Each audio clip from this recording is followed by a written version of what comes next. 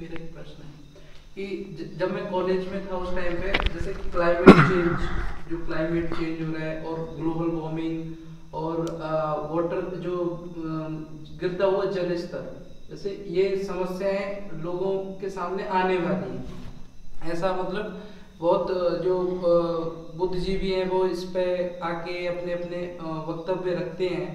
तो हम टेक्नोलॉजी या समझ का कैसे प्रयोग करके इन चीज़ों जो आने वाली समस्या उनसे हम पहले से उनके लिए तैयार हो जाएं, वो ऐसे ना आए।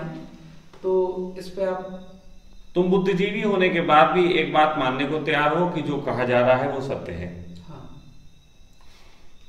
जैसे कहा जा रहा है पानी की समस्या होगी, लेकिन कोई बुद्धिजीवी ये मानने को तैयार नहीं है कि इस पृथ्वी पे पानी ना एक बूंद कम हो सकता था, ना एक बूंद बढ़ाया जा सकता है। नहीं, जो इस पृथ्वी पे जितना पानी है, सुनिए आप सुनिए, इस पृथ्वी पे जितना पानी है उतना रहेगा। हाँ, पानी के यूज के ढंग पे निर्भर होता है कि पीने योग्य पानी की कमी होती चली जाती है। तो पीने योग्य पानी की कमी सबसे ज्यादा तब होती है कि फिल्टराइजेशन का हमारा प्रोसेस, सबसे बड़ा प्रोसेस जो फिल्टराइजेशन का है वो है जमीन ही फिल्टर करती है। आप देखो कि अभी बाढ़ आई, मतलब इस बार बहुत पानी बरसा, वाटर लेवल कितना ऊंचा हो गया। अभी 5-6 साल तक अब यही वाटर लेवल काम करता रहेगा। उसके बाद एक दिन आएगा कि वाटर लेवल बहुत कम हो जाएगा, टिल्लू पंप ज्यादा बिकने लग जाएंगे, ज्यादा लोग गहरे अपने कनेक्शन कराने लग जाएंगे, फिर एक बार बाढ़ आएगी, फिर एकदम वाटर लेवल बढ़ जाएगा। लेकिन ये जो समस्या बीच में आती है 2-4 साल, ये बहुत उस समय प्रचार करती हैं कंपनियां कि ये विकराल रूप में आएगी। उस समय ये कंपनियां प्रचार करके तुम्हें वो प्रोडक्ट बेचती हैं जिसे बेचना चाहती हैं। पानी की कभी कोई कमी नहीं होने वाली, लेकिन हां, नदियों के गिरते जल स्तर का एक बड़ा चिंतन चलता है। मैं इसके संबंध में एक वैज्ञानिक विधि बता सकता हूं कि वाटर लेवल हम मेंटेन करते हैं नदियों के स्तर से। अगर एक शहर में एक नदी है जो कि अच्छी भरी हुई चल रही है, इसका मतलब है उस शहर के नीचे के वाटर लेवल जो हैं वो थोड़े से ऊंचे रहेंगे। यदि वहां की नदी का स्तर गिर गया, बहुत ज्यादा गिर गया, तो वाटर लेवल भी गिर जाएगा। तो अगर हम पानी का बहुत तेजी से इस्तेमाल करते हैं तो वो तेजी से बह जाता है। 2 या 3 महीने ऐसे होते हैं जिस समय ऊपर से पानी पीछे से बह के ऐसा नहीं आता कि आपकी नदी का वाटर लेवल अच्छा रह सके। तो उसकी एक बड़ी सिंपल सी तरकीब है कि बजाय बड़े बड़े बांध बनाने के, नदियों पे हर 10 या 12 किलोमीटर पे एक बांध बनाया जाना चाहिए। वो 10-12 किलोमीटर पे जो बांध बनाया जाएगा वो वहां पे वाटर लेवल को मेंटेन रखेगा, उतनी तेजी से पानी आगे नहीं निकलने देगा। और वो 10-12 किलोमीटर बाद ही ऐसा होना चाहिए कि वहां पे रेत निकालने का कार्य हो, रेत खनन का। तो इससे रेत निकालने के लिए भी हमें एक ही जगह मिल जाएगी। अभी रेत हर जगह निकलती है, जिसके कारण बहुत तरीके से मिट्टी का कटाव और सब शुरू हो जाता है। तो यदि 12 किलोमीटर बाद, 15 किलोमीटर बाद एक बांध बना दिया जाए और जिससे एक लेवल तक, ये तो इंजीनियर कर सकते हैं कि इस लेवल तक का बांध बनाया जाए, तो सभी नदियों का वाटर लेवल शहर के लेवल से मेंटेन रहेगा। वो पानी उस तरीके से रुकता रहेगा, नदियां उतनी भरी हुई रहेंगी। दूसरी एक चीज है कि अब हम ये देख रहे हैं कि लगातार हर साल एक बाढ़ आ रही है। बरसात के बाद एक बाढ़ का खेल शुरू हो जाता है, हर बार शुरू हो जाता है। बाढ़ का कभी भी कारण बरसात नहीं होता। आजकल जिस तरीके की बाढ़ें आती हैं, इनका कारण बरसात नहीं होता, लेकिन हम मनुष्यों को इस तरीके से पेश किया जाता है कि बरसात कारण है। असली कारण इसका होता है डैम से पानी छोड़ा जाना। आपको मालूम है, हिंदुस्तान की राजनीति की बात कर लूं तो हिंदुस्तान की राजनीति में हर साल गंगा और नदियों की सफाई के लिए कई हजार करोड़ रुपए आते हैं। आप में से किसी ने भी किसी नदी की सफाई होने वाला कोई यंत्र लगा देखा? वो केवल छोटे मोटे यंत्र, छोटे मोटे, वो तो अलग चीज है कि कहीं प्लांट लगे, लेकिन कोई गंगा की सफाई कहीं अभियान चलते यंत्र देखे? अगर 12-1500 करोड़ रुपए का ठेका आता है तो शायद 10-20-50 करोड़ कहीं खर्च होते दिखाए जाते हो।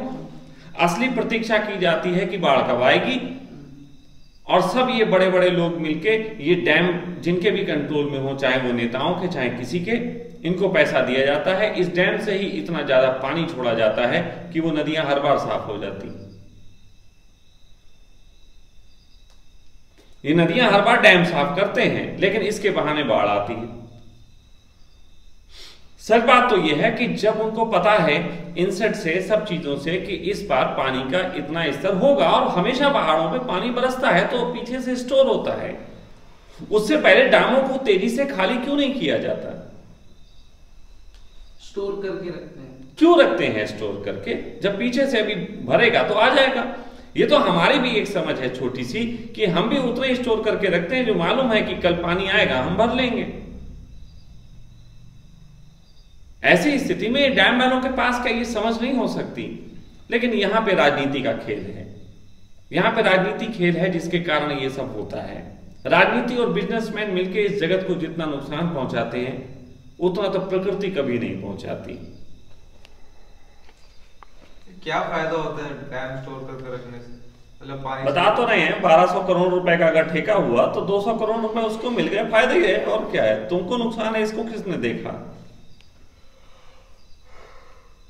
ये चीजें हो रही हैं, लेकिन मैं ये उठा रहा हूं, आप तो उठाएंगे, सोच भी नहीं सकते। आप पढ़े लिखे सब समझदार लोग सोचना भी नहीं चाहते।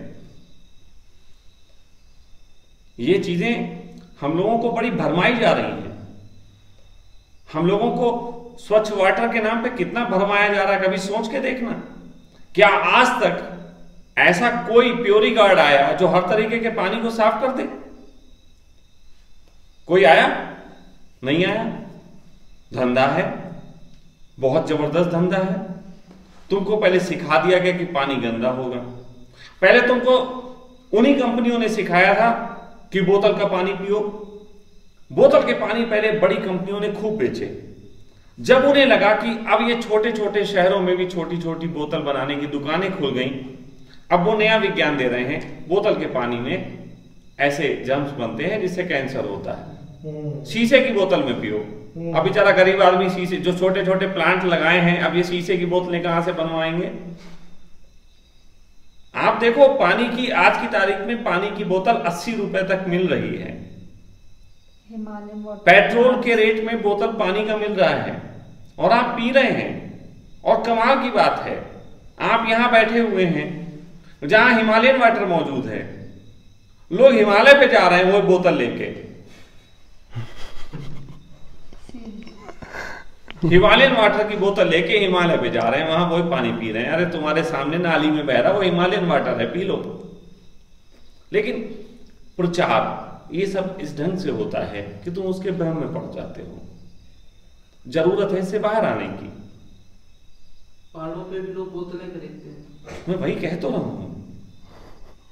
यहां देखो ना, कई जगह झरने गिर रहे हैं और उसी के पास में एक आदमी बोतल बेच रहा है और लोग पी रहे हैं। झरना देख के मुंह फेर लेते हैं। तो ये कहीं ना कहीं हम शिकार हैं इन चीजों के।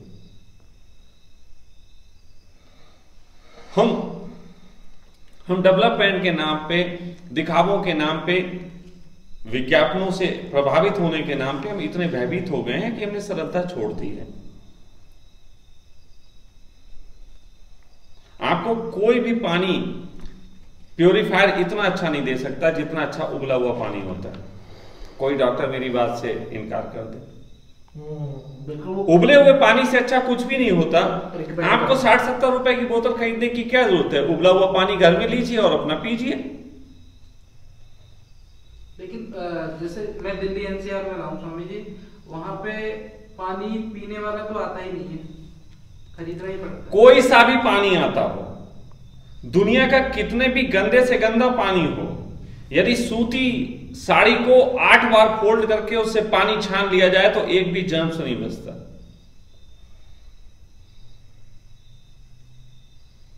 किसी भी स्त्री की सूती साड़ी को 8 बार फोल्ड करके उससे गंदे से गंदा पानी छान लेने से कोई भी जर्म्स नहीं बचता। बाद में आप उसको उबाल सकते हैं। लेकिन आपने अभी कहा कि जैसे टेक्नोलॉजी का यूज हो सकता है पानी को फिल्टर करने में, तो जो भाई मैं टेक्नोलॉजी का उपयोग की अगर बात कहूं पानी को फिल्टर करने पे, तो मैं टेक्नोलॉजी के उपयोग की सबसे बड़ी आपको बात बता रहा हूं कि जमीन के से आने वाला पानी सबसे स्वस्थ होता है। हिंदुस्तान के पास सबसे ज्यादा ट्यूबवेल हैं जो कि खराब भी पड़ गए हैं, उनको एक्टिव करना चाहिए और इस तरीके से टेक्नोलॉजी पे नदियों के जल स्तर को मेंटेन रखना चाहिए कि उन हैंडपंपों से पानी आता रहे। हैंडपंपों से ज्यादा साफ पानी किसी का नहीं होता यदि वो 70 फुट की गहराई से आता है। 70 फुट की गहराई पे जो पानी आता है उस पानी का टेम्परेचर आदमी के बॉडी के टेम्परेचर के बिल्कुल बराबर होता है और वो उसके नहाने से लेकर उसके पीने तक के लिए स्वास्थ्य में सबसे ज्यादा फायदेमंद होता है। लेकिन 70 फुट की गहराई से पानी तभी आ सकता है जब आपकी नदियों का जलस्तर अच्छा हो, अन्यथा आपको 140, 50 और 200 मीटर की गहराई तक जाके पानी लेना पड़ता है और 200 मीटर की गहराई और 150 मीटर की गहराई पे वहां पे इस तरीके के पत्थर हैं, चूना पत्थर और ना जाने किस किस तरीके के पत्थर, पोटेशियम वगैरह, जिनके कारण वो केमिकल आता है। हिंदुस्तान की जो सरजमी है इस पे मैं बात कर रहा हूं क्योंकि मैं यहीं का रहने वाला और मुझे यहाँ की समझ ही ज्यादा है। 70 मीटर गहराई पूरे हिंदुस्तान में कहीं भी उपयुक्त पानी के लिए होती है। मेरे यहाँ पहले 70 था, अब 120 पहुंच गया। मैं बस सही कह रहा हूँ 70 मीटर, लेकिन 120 पहुंचाइए कि नदी का लेवल गिरा। जब नदी का देखो, अब अगर नदी का लेवल यहाँ ये जमीन है और नदी का लेवल पानी का ये है, तो ऐसी स्थिति में आपका घर अगर यहाँ पे है तो यहां से पानी रिस के आपके घर में यहां तक पहुंचेगा और ये 70 मीटर है। अब अगर नदी का जल स्तर 8 फुट और गिर जाता है तो आपके यहां तक पहुंचने के लिए 120 हो जाएगा। ये सिंपली फैक्टर है। स्वामी जी, मेरे यहाँ जो चंबल नदी है, तो जब मैं आज से 10 साल पहले जब बरसात होती थी तो नदी से कम 3-4 किलोमीटर तक पानी भर जाता था ऊपर, इतनी नदी फुल होती थी। लेकिन आज के टाइम पे जो नदी का वो है उसका भी तो एक कारण है। उसका कारण यह है पॉपुलेशन अधिक हो जाना। जैसे यहाँ पे मैंने कहा नदी बराबर की है तो यहाँ पे इतनी गहराई से पानी आएगा, लेकिन यहाँ निकालने वाले पहले 100 लोग थे, अब 1 लाख लोग हैं, तो 1 लाख लोग निकाल रहे हैं, यहाँ का पानी ये गिर जाएगा। ये गिरेगा तो फिर इसके कारण और नीचे से पानी आएगा। ये सही। तो इसलिए हम उसका खींच ज्यादा रहे हैं, उस खींचने के कारण इसका पानी जो है वो नीचे आ जाता है। आप ऐसा कर सकते हैं कि यदि इस पे बांध बना दिया जाए तो पीछे से पानी आ रहा है वो इतना तो रोके रखेगा, क्योंकि पीछे से पानी एक समय अच्छा आता है लेकिन वो यहां इतना रुकता नहीं, तो तेजी से बह जाता है, फिर वो नीचे नीचे बह जाता है। लेकिन अगर तुमने इतनी दीवारें खड़ी कर दी हर 15 किलोमीटर पे तो पानी का स्तर उतना रुका रहेगा। वो पानी का स्तर मेंटेन रहने से तुम्हारा कितना भी तुम खींचो, तुम यहां पानी खींचोगे, पीछे वाला पानी मेंटेन करे रहेगा।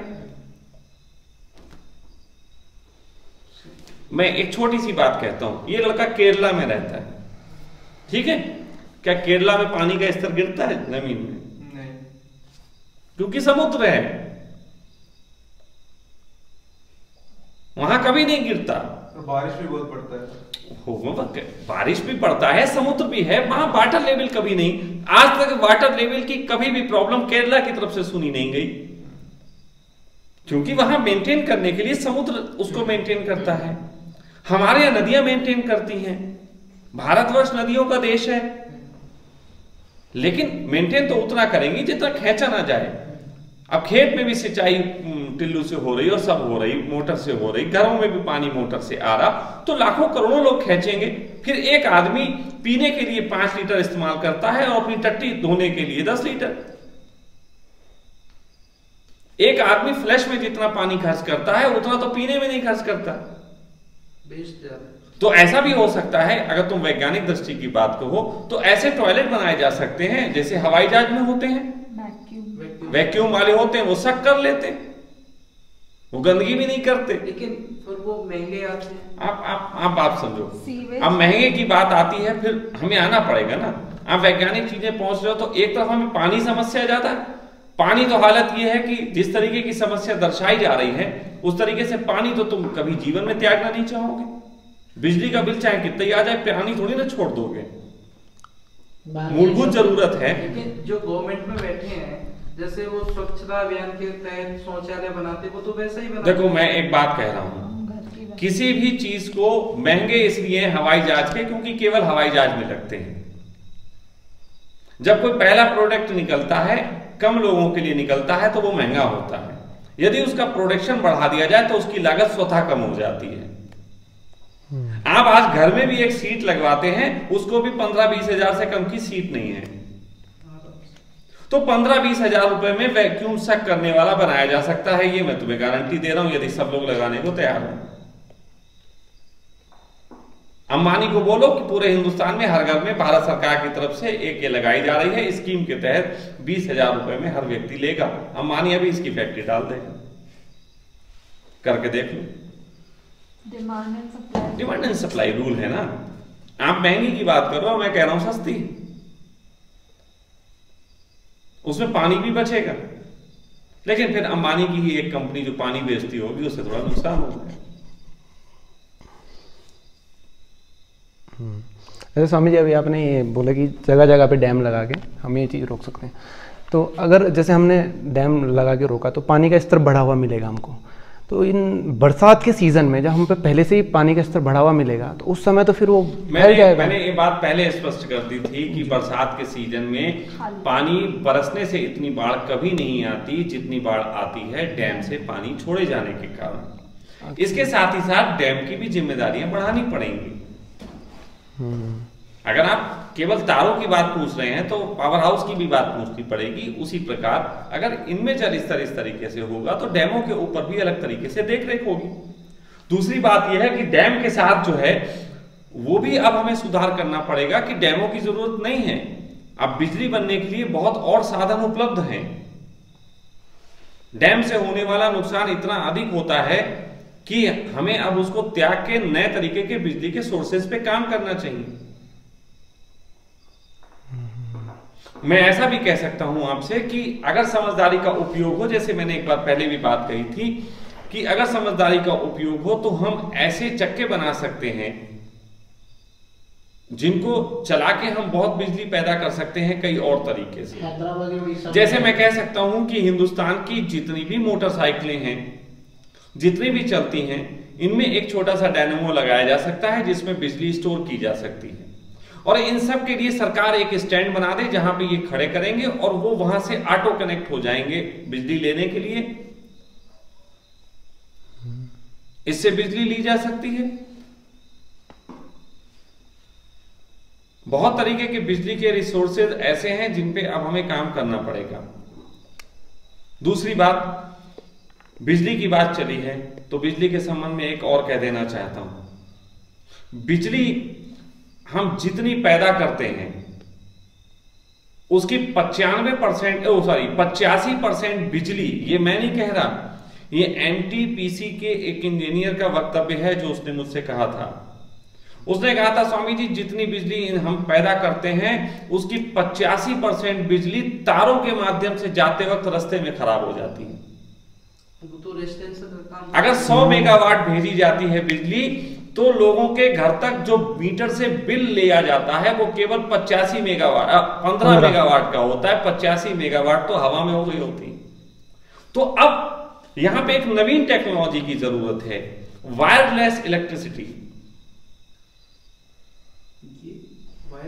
वायरलेस इलेक्ट्रिसिटी हो सकती है। थोड़ी सी मैं आपको बात बताता हूं। आकाश से बिजली गिरती है, कोई वायर होता है, लेकिन उसको भी कंट्रोल किया जा सकता है। तुम लोगों ने कभी सोचने की कोशिश नहीं की। वायर आसमान में बिजली गिरती को हम लोगों ने कंट्रोल करने का एक छोटा फार्मूला खोज रखा है और वो है तड़ित चालक। जो बिल्डिंगों में तड़ित चालक लगाया जाता है वो उसको कंट्रोल ही करता है। वो तो खत्म। मैं एक छोटी पहले मुझे कह लेने दीजिए।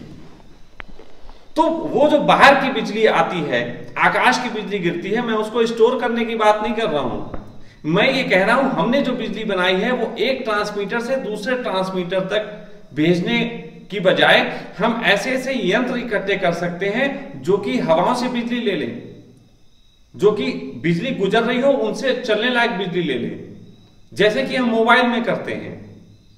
मोबाइल एक समय वायर वाला हुआ करता था और टेलीफोन जिसको हम बोलते थे, लेकिन आज हम क्या कर रहे हैं, आज हमने इलेक्ट्रोमैग्नेटिक फील्ड का उपयोग करके हम लोगों ने सीधे सीधे जो है सैटेलाइट सिस्टम के माध्यम से अपने टूल्स चला रहे हैं।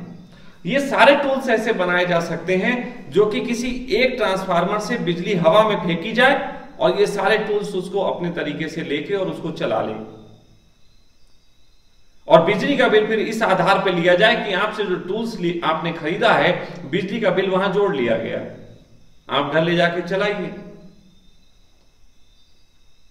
आप लोगों को अभी मेरी बात थोड़ी सी हैरान कर रही हो, लेकिन मैंने एक दिन अभी ऐसी में बात कर रहा था, ये बात मैंने अभी कुछ लोगों से की थी, लेकिन अचानक ऐसा हुआ कि टीवी पे एक प्रोग्राम स्टार्ट हुआ जिसमें टेस्ला के ऊपर काम हो रहा है। एक व्यक्ति हुआ है टेस्ला, निकोलस टेस्ला करके, उसकी कंपनी है, उसके ऊपर अब ये खोज हो रही है कि टेस्ला ने कुछ ऐसी चीजें खोज ली थी जो वायरलेस बिजली की बात कर रहा था।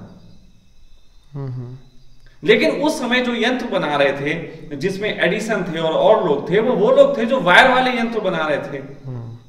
तो बात बिल्कुल वही है कि आज की तारीख में वो बड़ी कंपनियां जो पेट्रोल बेचती हैं वो हवा से चलने वाले यंत्रों को कभी भी आगे नहीं आने देना चाहती। उसी तरीके उस समय उन लोगों ने टेस्ला को आगे नहीं आने दिया और वो चीज समाप्त हो गई। लेकिन टेस्ला को दोबारा रिसर्च करा जा रहा है, अब जरूरत है टेस्ला की। अब ये जरूरत भी तुम समझ लेना ऐसी नहीं है मनुष्यता की, ये जरूरत भी किन्हीं कंपनियों को लगने लगी कि नए जुगाड़ करो। तो टेस्ला के ऊपर काम करके अब वो उन चीजों को पकड़ने की कोशिश कर रहे हैं कि क्या है। और मैं कह सकता हूं ये कोई बड़ी बात नहीं है। इंसान जो है, हम पहले मोबाइल चार्ज करते थे, और हम कैसे चार्ज करते थे, लीड लगा के। अभी हम मोबाइल चार्ज करते हैं, एक नए तरीके का चार्जर आ गया जिसके ऊपर सिर्फ रख दो और चार्ज हो जाता है। यानी कि उसने कोई लीड तो नहीं जोड़ी। अब वो डिस्टेंस थोड़ा सा बनाया, अभी थोड़ी दूरी भी हो जाएगी डिस्टेंस की चार्जिंग की।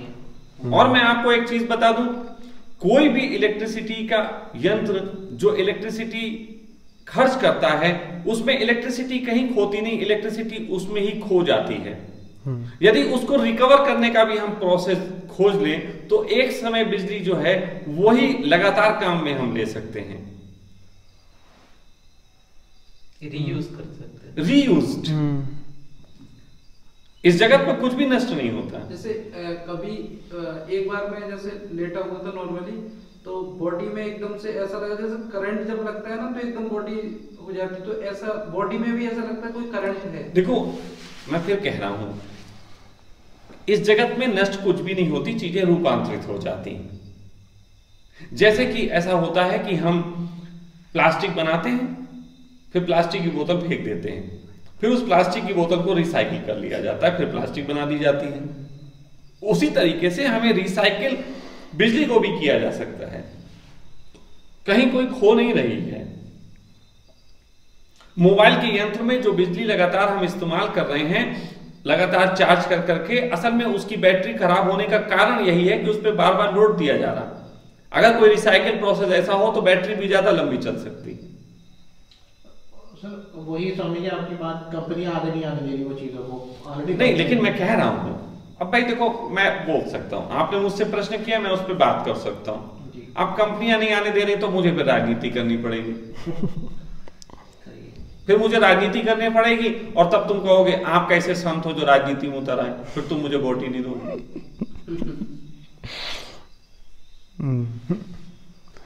फिर तुम ही मुझे वोट नहीं दोगे।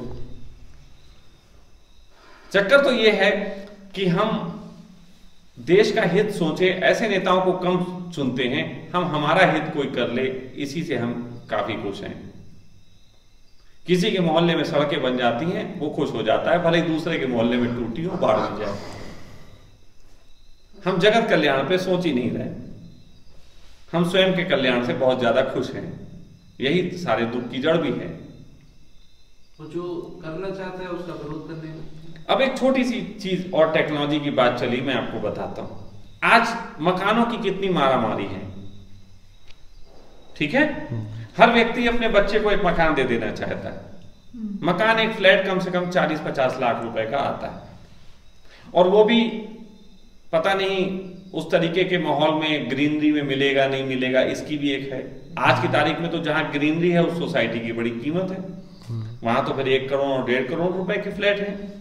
और मैं ये कह रहा हूं कि ऐसा संभव है कि हम एक बरगद के वृक्ष का ऐसे बीज का निर्माण करवाएं कि जो बरगद का बीज 5 सालों में फुल डेवलप होके, पूरे अपने शबाब पे होके, और इस तरीके का अपने अंदर खोल बना दे कि 2 रूम सेट निकाला जा सके। ये टेक्नोलॉजी का उपयोग है।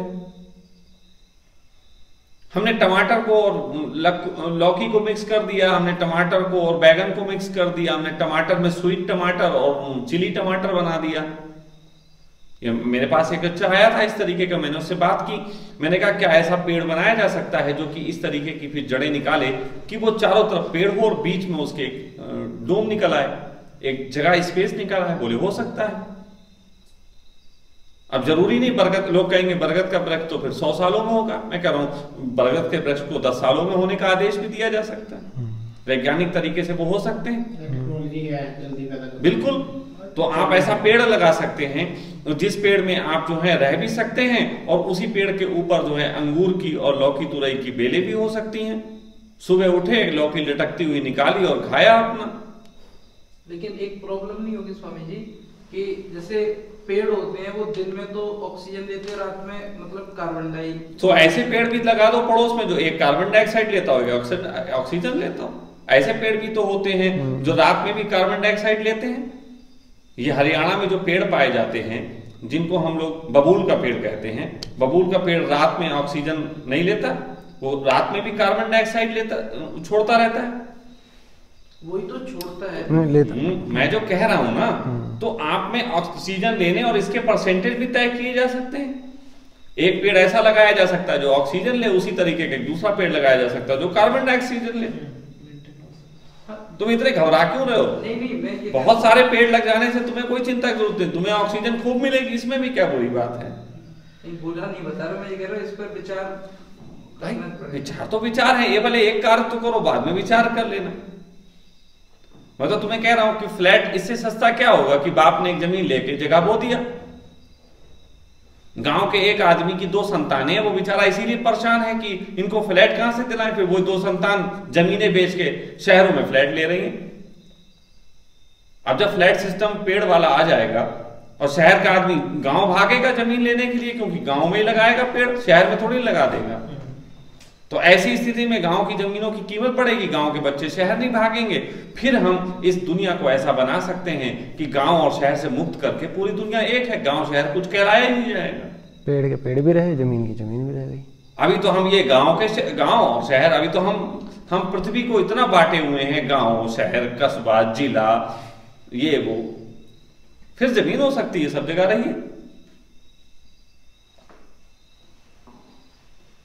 पेड़ पे घर वाला कॉन्सेप्ट थोड़ा बहुत बड़ी है, तुम्हें लग रहा है, लेकिन पॉसिबल है, ये पूरा पॉसिबल है।